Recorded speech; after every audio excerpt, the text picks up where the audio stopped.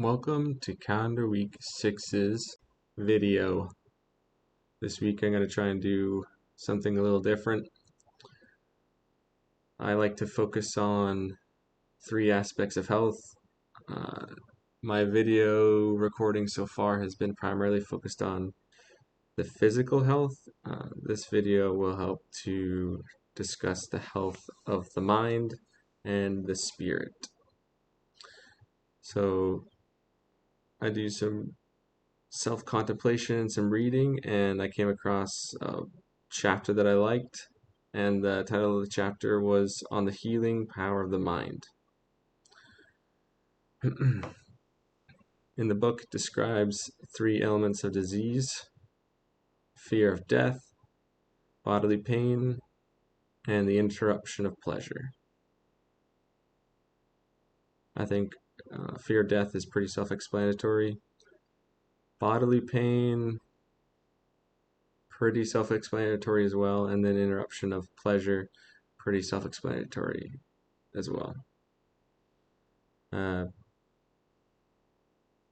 It's understood that we suffer according to opinion, and therefore we should rule out the things that make us suffer. And there are 2 types of things that make us suffer: the fear of future suffering and the recollection of past suffering. Since you don't have control over the past is done, it doesn't make sense to concern yourself with it. And the future is not yet, so it doesn't make sense to contemplate what might make you upset. So there's no point in thinking about those 2. Rid yourself of them. The next idea is to be your own spectator. Seek your own applause. To me, this means searching for understanding and listening to your body, mind, and spirit whenever it urges you forward. So seek to make yourself happy and listen to yourself. The next idea covered is that there are 2 kinds of pleasure. There's bodily pleasure and spiritual pleasure. Of the first, disease checks the pleasure of the body but doesn't do away with them. The opposite is true, though. Whatever falls to one's lot after a period of abstinence is welcomed with greater zeal. An example of this would be when you're thirsty, drinking tastes better. When you're hungry, all types of food taste better. So the idea is 2 types of pleasure. One is body, one is spirit. First one's body. It doesn't actually hurt you to go without. The prolonged suffering makes it sweeter whenever you stop the suffering, stop the physical suffering. So to suffer isn't bad. It's just the prolongedness of suffering is what makes it upset to you or makes it undesirable, but once it ends, it's actually good.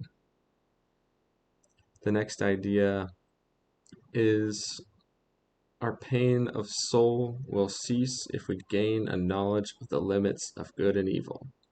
Then and only then will life not weary us, neither will death make us afraid. So I understand this as be your own spectator, seek your own applause. If you know what makes you happy, truly happy, or what makes you truly upset, if you know what is good and what is evil, then you'll more easily be able to tell yourself what you're striving after. So your pain will stop if you understand what is good and what is bad.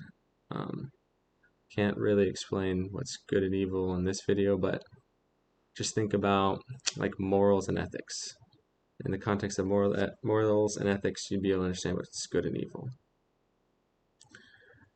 The next idea is kind of a summary. It's a quote. It says, "For so fit," which means overindulgence. So For overindulgence of self can never seize upon a life that surveys all the things which are manifold, great, and divine. Only idle leisure is what makes men hate their lives.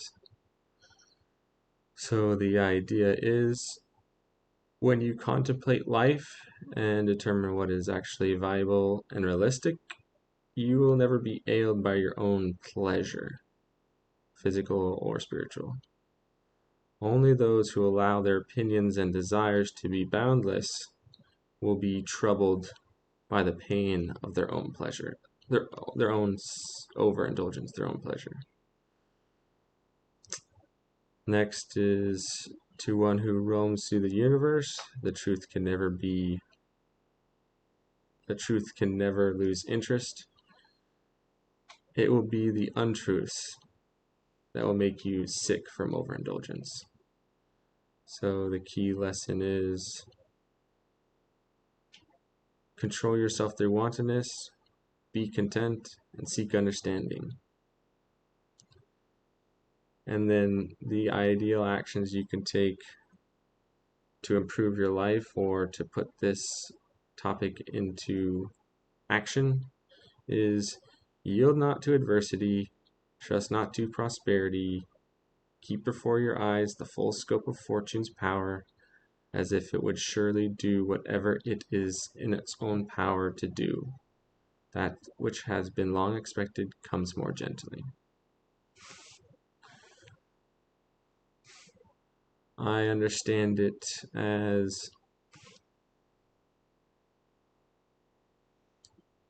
be resolute in your decisions. Don't worry about what's going on around you. Seek your own applause.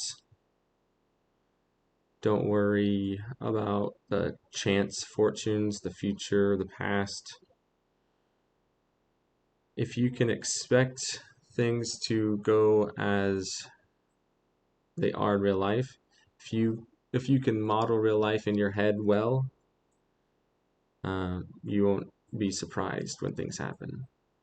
It's only whenever you don't have a good understanding of reality that you get surprised. My review of Seneca's book, Letter 78, on the healing power of the mind. I'll leave a link in the description just in case anyone's interested. Let me know if this made sense. Let me know if you were able to follow along, because I'd like to continue this talk and this idea and this style of video. Anyway, thanks for watching Kinda Week 6's video review. Stay tuned for next week.